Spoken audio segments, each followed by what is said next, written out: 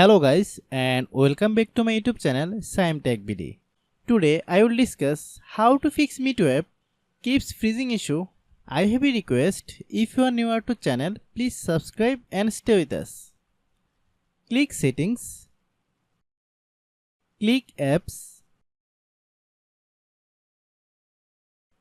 click app management, find MEETO app. Click MEETO app,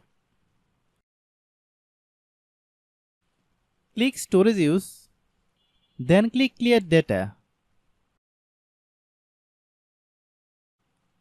Click back, then click about. Click storage, then click clean up. After complete scanning, click clean, then restart your phone.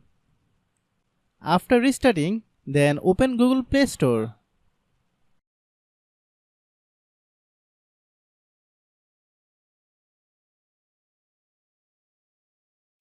Click search bar, then type MEETO app.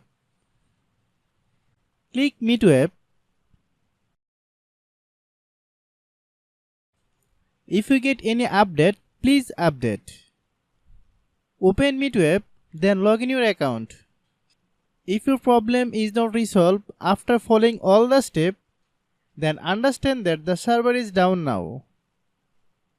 Try after few hours, it will be fine.